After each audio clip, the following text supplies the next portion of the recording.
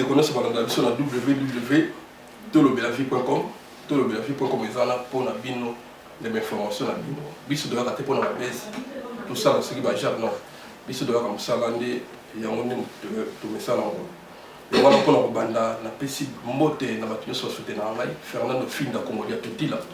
La PC mote si vous allez.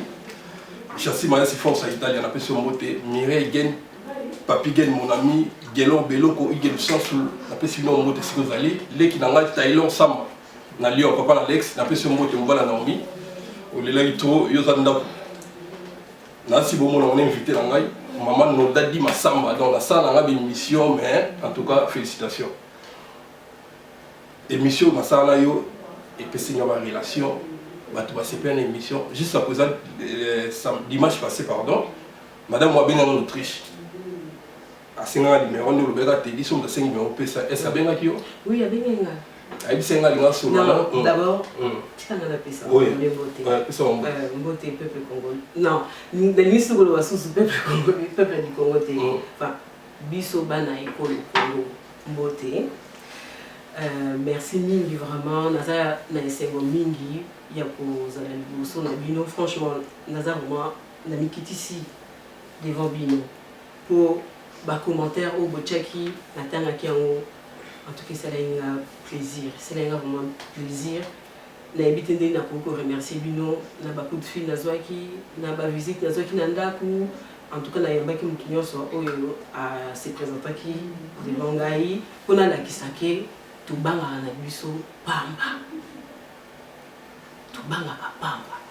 C'est-à-dire que entre biso ba congolais bolingo ezalaka nango mais ne to banga ka.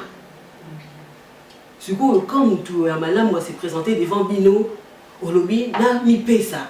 Baba, you matin, c'est normal, ou mi pesi. Mais ce que tu as malade, moi, on attend à mon mi pesi. Comme si ma congolais, tu l'ingara, ma cassi.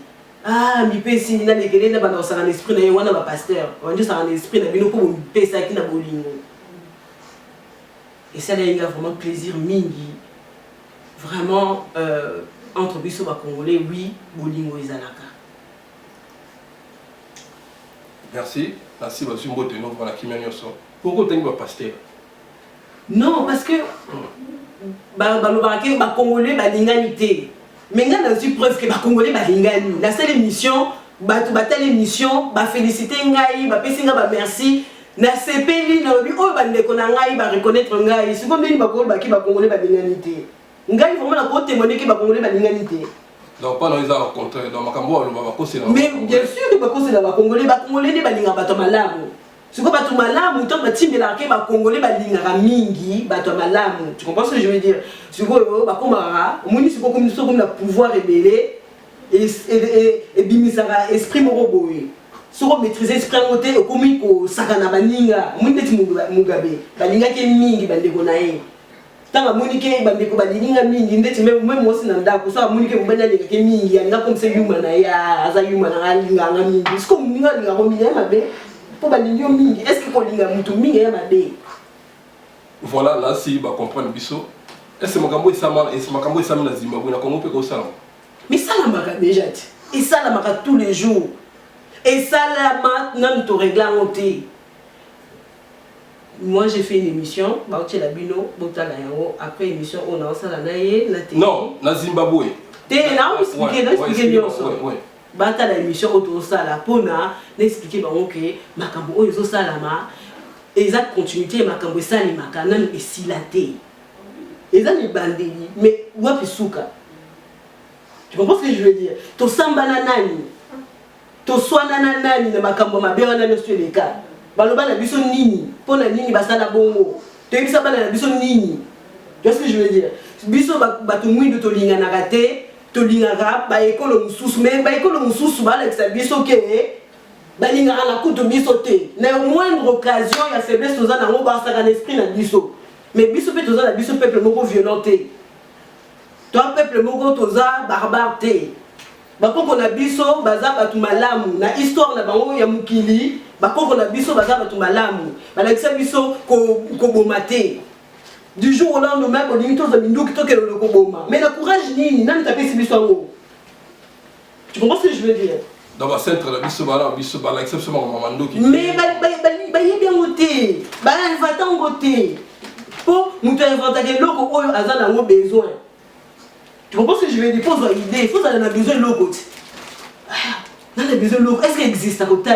Si on dit qu'il existe à rater, on dit ah, la créé un mot. Pourquoi il existe à rater? Tu vois ce que je veux dire? Parce que tout le monde suspect qu'on en a besoin. Mais par contre, on a vu ça, Basada Mindou qui a rappelé la balance, et puis querelle familiale, querelle qui me tout ma casse, qui me conduit, qui orgueil, qui me moto. Tu vois ce que je veux dire?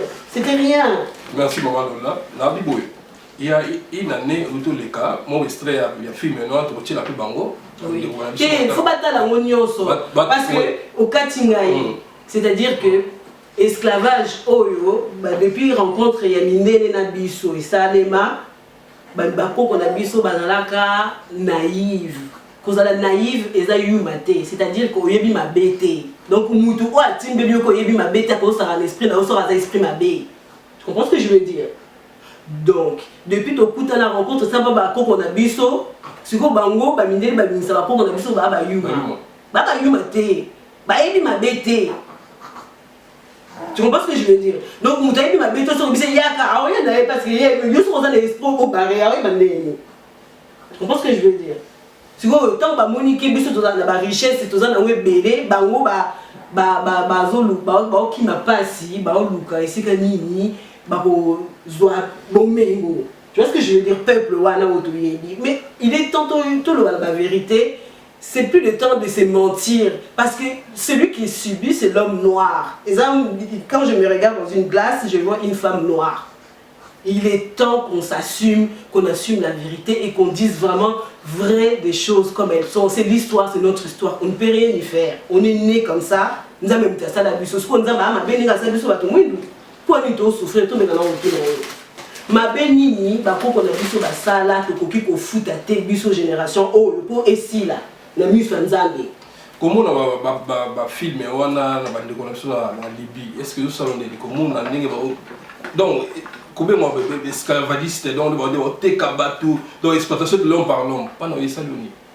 Mais ça pour existera déjà dans autant que ça l'émission pour ça continuité pour tout s'embattre to éviter pour la nini basalango to éviter tina nini balukaka nini pour la nini kaka biso faut tout s'interroger tout le comment la vraie solution. Tu vois ce que je veux dire? Parce que le lot catégoriser que il y a des noirs et des noirs faut tout le bango il y a solo il y a des noirs oyo ba histoire il y a batu mwindu oyo ba liba na la idéologie batu mwindu. Tu vois ce que je veux dire? Et il y a des noirs oyo ba ngakaba se soumettre na bango na mundele parce que c'est plus facile parce que ba ko gagner tout à l'anam ce qui se passe en Libye.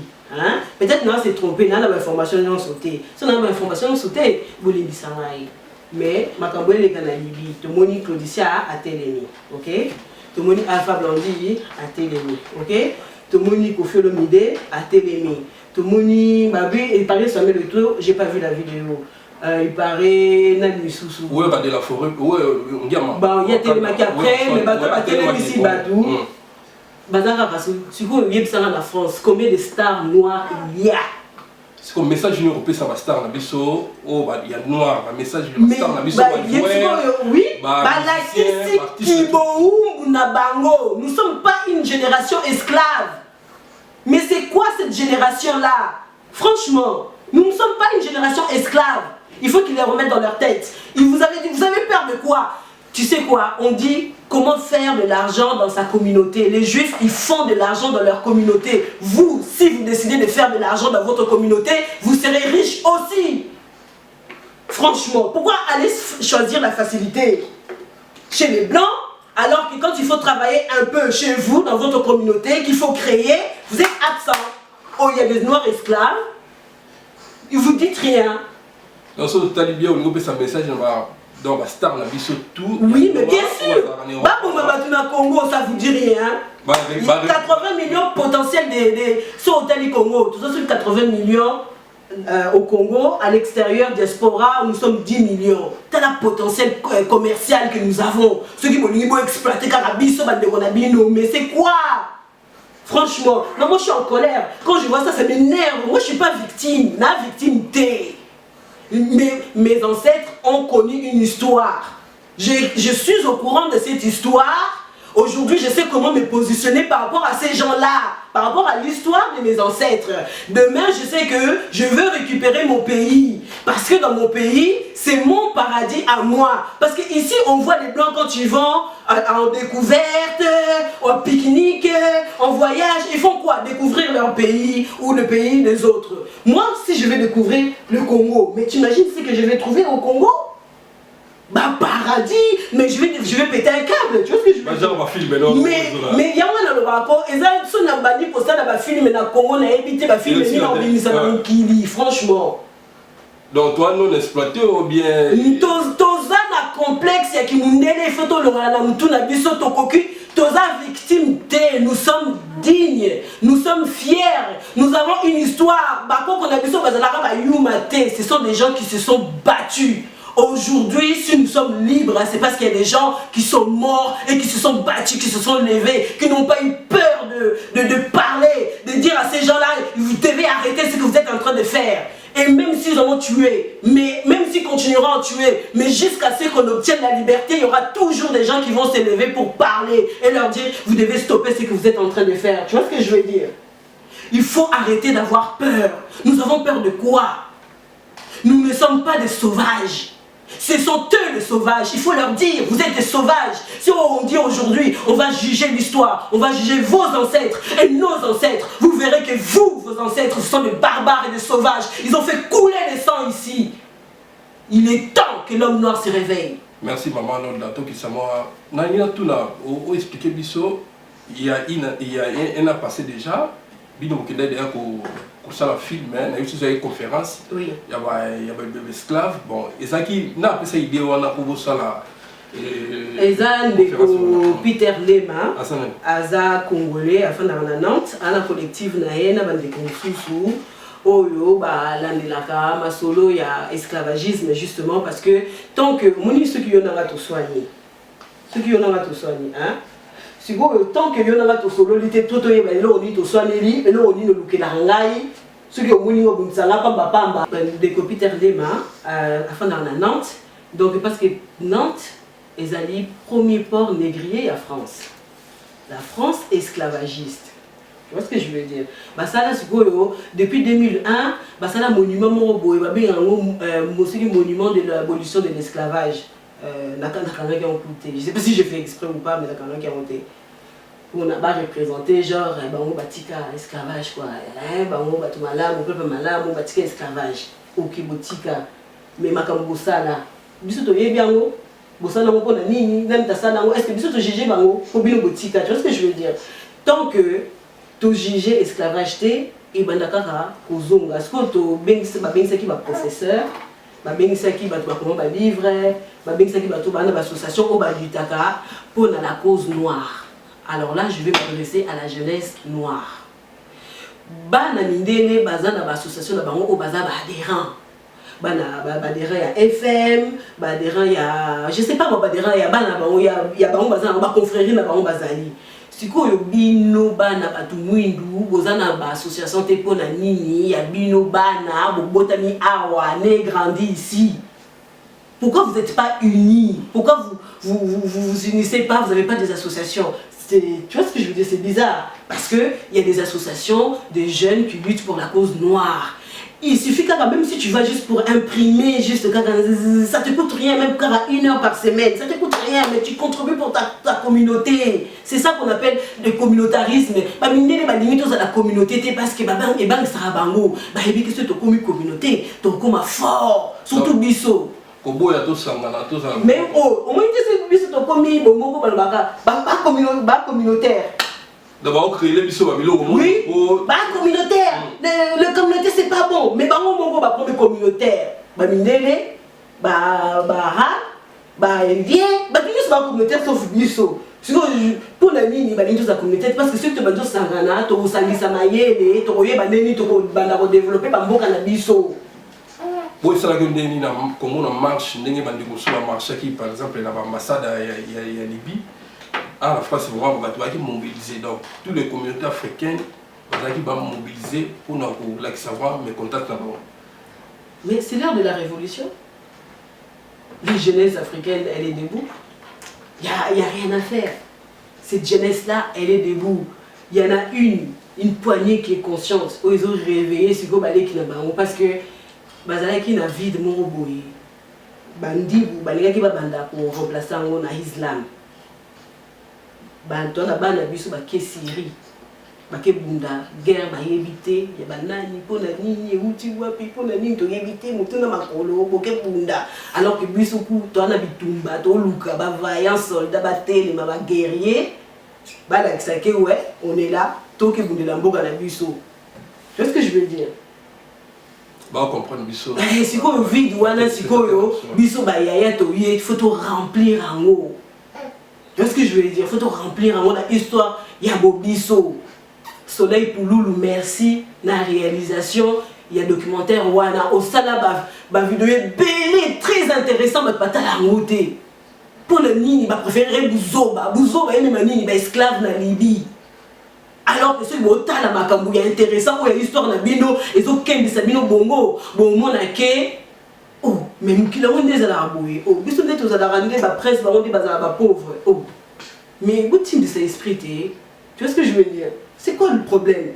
C'est quoi le problème? Pourquoi vous voulez être des victimes? Vous n'êtes pas des victimes. La réalité ne vous permet pas d'être des victimes. C'est ça que vous ne comprenez pas. Même si vous voulez rentrer dans le mensonge, ça reste un mensonge. Ce n'est pas la réalité. La réalité dit que dans vos pays, vous avez du pétrole, vous avez des diamants, vous avez ceci, cela, il faut l'exploiter, il faut s'habiller avec. Il faut vivre heureux, quoi. C'est ça la vie. Tu vois ce que je veux dire? Bon, ma président la biso africain. Ma président la biso, est-ce que c'est quelque chose pour nous démontrer mes contacts dans Makambo? Mais ça c'est le côté, baba yuma babangaka, baba mindele nombe. Donc ma président africain va mindele nombe, obi bunti. En plus la France a baza pe belé ba noir mususu ba bunti. Nakati mutu mwindu. Et nakati mundele. Et dans la libanda mundele, dans la libanda mutu mwindu nakati mundele. Donc c'est-à-dire nakati na mwindu za boye. Mwindu. Si. Siko nakati na pembe. Siko mutu yo nakati wa pembe on réfléchit au mutu mwindu. Bon la biso là.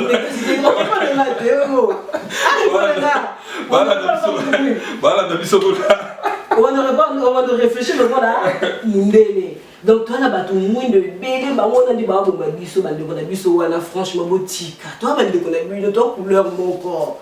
Hein? Toi couleur mon corps. Bandeko baba politique ya Congo toi couleur mon corps. Toi bah de connais bino. Hein? Il est mauvais. L'histoire nous dit, hein, tout le bas, tout à l'année, ce que l'histoire nous dit. L'histoire nous dit que Batouana Bako Saka. Uta Bako on a vu sur Bakuta Nana Bango, Bako Saka. Tu vois ce que je veux dire? Si on a un moment où on peut dire Bakanisi, Barlo Bango vérité. Dès que Barlo Banaye, mon niveau vraiment des aboués. Franchement, boutique na bino quand tu vas le ballon vérité ba isa kabila tika non ba isa kabila fala to kiko pour maintenir ba encore moi muke fanda moi muke wana ba tu ndungu esa ni etokati voilà tout comme la mon place voilà siko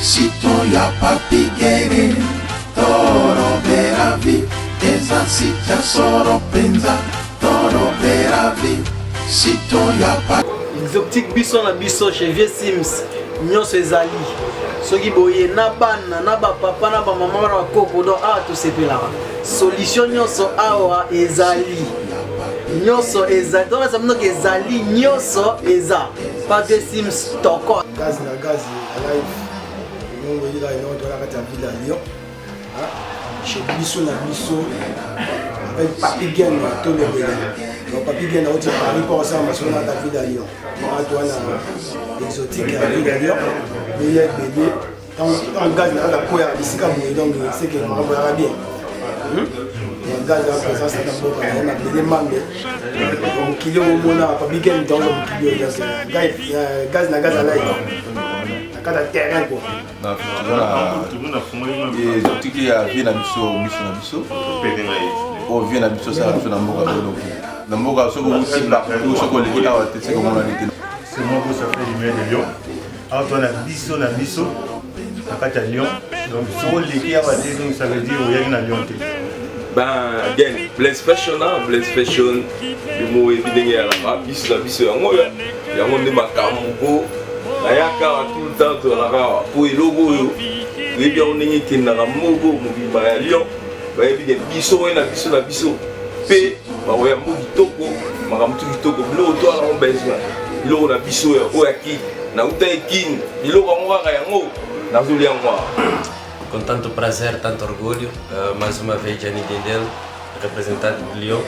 Estamos aqui a compartilhar aqui o efeito fatiático dos factos em si, num espaço tão delicioso, Biso na Biso, que está a poder comparecer. Biso na Biso, ngai awa, oyo kindengi bande connaître balobi, Biso na Biso, awa polémique ezalaka te, awa pe bato ndenge ya bien. Donc biloko nyonso ya mboka ezali ngamona utaki na ba marchandise donc awa biloko ezangaka te.